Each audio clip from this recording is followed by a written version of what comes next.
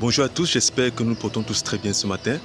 Bienvenue à la quatrième journée de mes 14 jours spéciaux de témoignage, comme je célèbre mes 35 ans. Et je ne cesserai de mentionner que le témoignage n'est pas juste à propos de ce que j'ai expérimenté, mais beaucoup plus le message que je chercherai, n'est-ce pas, à vous communiquer au travers de mon témoignage, parce que ce que j'ai reçu, ce que j'ai expérimenté, je crois fermement, n'est-ce pas, c'est ce que Dieu voudrait aussi que vous receviez et que vous expérimentez.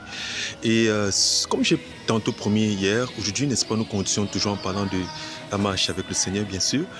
Et ce matin, j'aimerais, n'est-ce pas, vous parler de comment est-ce que j'ai géré les défis, les challenges, pour ne pas dire les problèmes, les difficultés dans la marche avec le Seigneur, l'opposition et même la distraction. Vous savez, il dit dans sa parole que celui qui veut le suivre, celui qui veut marcher pieusement en lui, en Christ, sera persécuté. Donc c'est une promesse. Lorsque je donne, n'est-ce pas, ma vie au Seigneur, j'ai compris dès le départ que je ne pouvais pas plaire, parce qu'au début, j'étais d'abord surpris. Bon, je n'étais pas encore très mature en ces temps-là, je grandissais encore dans la parole de Dieu. J'étais très surpris de ce que les gens, certaines personnes étaient sceptiques. On n'appréciait pas le fait que je n'aille pas dans la direction, n'est-ce pas, que tout le monde aille. Et je me disais, mais pourquoi? C'est avec le temps que j'ai commencé à comprendre que, mais attends, il dit bien dans sa parole que celui-là qui veut vivre pieusement en Christ sera persécuté. Ok, donc c'est pour vous dire, n'est-ce pas, que la marche avec le Seigneur vient, n'est-ce pas, avec des défis, avec des challenges. Pourquoi? Parce que nous sommes dans le monde, mais nous ne sommes pas de ce monde, que Christ, n'est-ce pas, l'a dit. Donc, de façon concrète, comment est-ce que j'ai géré cela? Lorsque, par exemple, des personnes sont tenues contre moi, ou bien ont même proféré des injures pour dire, ok, mais tu n'es pas comme nous, tu ne fais pas comme nous. Certaines personnes me disent, mais tu sais, non, t'apprécies beaucoup, mais c'est rien que ton affaire de Dieu la connaît pas. Mais je me posais la question, mais comment est-ce que quelqu'un peut détester la voix de Dieu, l'affaire de Dieu? Comment? Et puis avec le temps, le Seigneur m'a enseigné pour me faire comprendre que beaucoup de personnes le font, n'est-ce pas, par ignorance. Ils ne comprennent pas. Il y a un voile, n'est-ce pas, qui est devant eux, qui les empêche, n'est-ce pas, de comprendre. Parce que naturellement, de façon naturelle, aucun homme, n'est-ce pas, dans ses cinq sens pourrait dire non à Dieu. Comment celui, n'est-ce pas, qui t'a créé, celui-là, n'est-ce pas, qui t'aime, qui t'a créé, n'est-ce pas, pour son plaisir et même pour ton bien-être et pour accomplir, n'est-ce pas, le dessein qu'il a pour toi. Comment est-ce que tu te sens gêné quand on parle de Dieu? Donc, de façon concrète, n'est-ce pas, la façon dont j'ai géré cela, c'est en suivant la parole de Dieu, en restant rien que dans la parole de Dieu.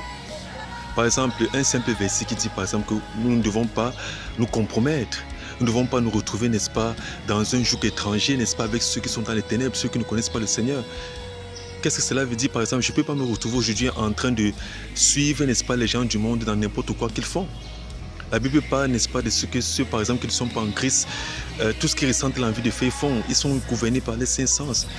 Et moi, n'est-ce pas, je regarde la parole de Dieu qui me dit, je ne suis pas appelé à marcher par mes cinq sens. Je ne suis pas à marcher, n'est-ce pas, par mes sensations, mes perceptions sensorielles. Donc, ce que j'ai fait, c'est suivre, n'est-ce pas, la parole de Dieu. Suivre la parole de Dieu. Des fois, vous pouvez avoir même des problèmes avec certaines personnes, des défis avec certaines personnes. Il y a la tentation, n'est-ce pas, de réagir ou de se venger, ou bien peut-être même de bagarrer, ou bien d'haïr la personne. Mais la parole de Dieu, n'est-ce pas, me retient. Voilà pourquoi certaines personnes croient que les chrétiens peut-être sont faibles. L'humilité, ce n'est pas la stupidité, chers amis. Donc, certaines personnes pourraient peut-être me regarder et comprendre pourquoi est-ce qu'ils ont fait certaines choses pour certains peut-être à mon endroit et je n'ai jamais réagi.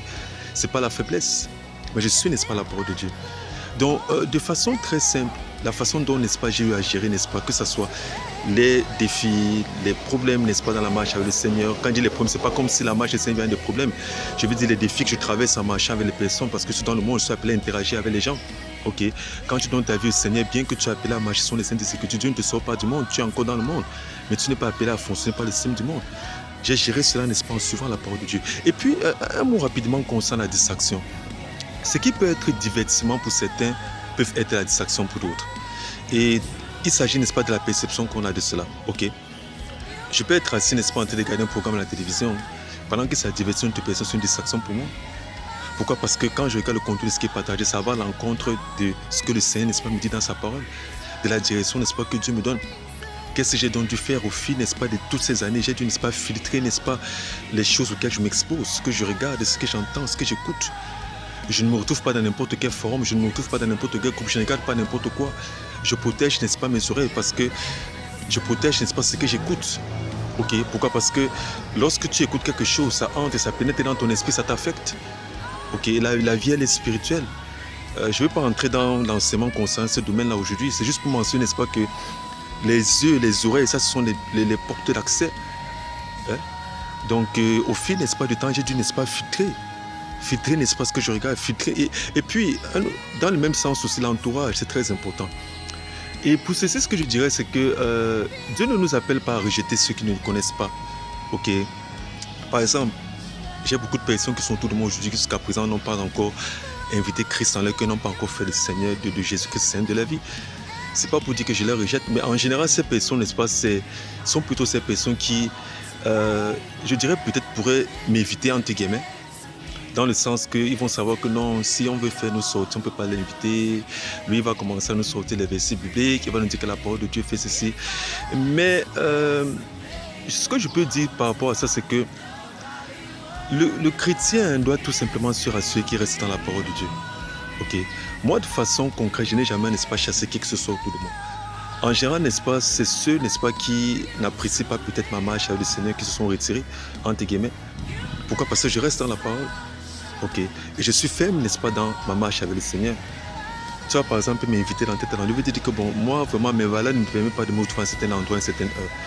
Il y a des choses que je ne fais plus parce que maintenant je suis en Christ. Il y a des endroits où je ne vais plus parce que maintenant je suis en Christ. Est-ce que ça veut dire que le corps n'aurait pas voulu aller? Non. Est-ce que ça veut dire, n'est-ce pas, que tu n'as plus de sensations, n'est-ce pas? Les sensations peuvent venir, les tentations peuvent venir, mais qu'est-ce que tu fais? Tu restes dans la parole de Dieu. Donc, plus ces personnes utilisent ce fois les versions lesquelles, non, mais tu sais, des fois, la chair peut être, l'esprit peut être disposé, mais la chair est faible. Jésus-Christ, n'est-ce pas, nous a dit, n'est-ce pas, qu'il a vaincu, n'est-ce pas, la crucifié, la chair avec ses passions. La chair n'a pas le pouvoir sur le chrétien.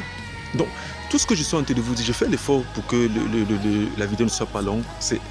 J'ai géré, n'est-ce pas, ces défis avec la parole de Dieu, en suivant la parole de Dieu. Et il n'y a aucune marche avec Dieu sans coopération. Ok? Il n'y a aucune marche. Parce que quelqu'un pourrait venir maintenant me dire, ok, allons, dans les choses peut-être que je faisais avant de reconnaître, avant d'envoyer Christ à mon cœur. Mon corps pourrait être sur, ça fait même longtemps. Mais la parole de Dieu est là. Qu'est-ce que je fais? Donc, la marche avec Dieu n'est plus une marche robotique. Donc, ceux qui pensent que peut-être quand tu es sur le Saint, c'est qu'on a lavé ton cerveau, c'est faux. C'est faux. Quand je suis en train de refuser d'aller dans la direction, là, je le fais de façon constante, je sais ce que je suis en train de faire. C'est un choix, c'est une décision. La marche avec Dieu, c'est une décision, c'est un choix.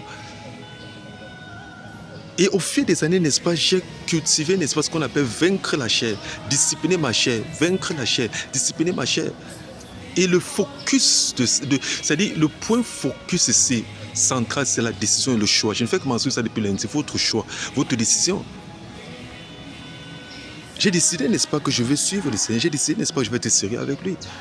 Alors je le suis dans sa parole. Donc, c'est le moyen par lequel j'ai traité, n'est-ce pas, avec les différents défis, que ce soit l'opposition, entre parenthèses, la persécution, que ce soit la distraction, que ce soit les différents défis dans la marche avec le Seigneur, en restant dans sa parole. En restant dans sa parole. Chaque fois, je trouve la parole de Dieu devant moi. Et voilà pourquoi est-ce qu'étudier la parole de Dieu est important. Pourquoi? Parce que si je ne prenais pas le soin d'étudier la parole de Dieu au quotidien, de façon naturelle au quotidien, comment est-ce que j'aurais su, n'est-ce pas, dire non à telle chose, dire oui à telle chose? Donc, j'ai suivi la parole, je suis resté dans la parole, j'ai suivi la parole, je suis resté dans la parole, et jusqu'aujourd'hui, je suis toujours dans la parole, et je reste dans la parole. Donc voilà un peu. Demain, n'est-ce pas, on va continuer. Je vais partager encore un autre aspect. Il y a beaucoup de choses, j'aimerais entrer dans les détails, mais vous savez, c'est plus de 15 ans. Si je vais entrer dans des détails de façon très pratique, vraiment, je pense que je ferai des vidéos au moins d'1 heure et ça ne sera pas très agréable que les vidéos soient très longues. Donc, je fais l'effort de rester, n'est-ce pas, très succinct afin, n'est-ce pas, de vous donner une idée, ok, du message, n'est-ce pas, retenu pour aujourd'hui. Donc, suivez tout simplement la parole, mes chers amis. Allez, très bonne journée à tous et à demain.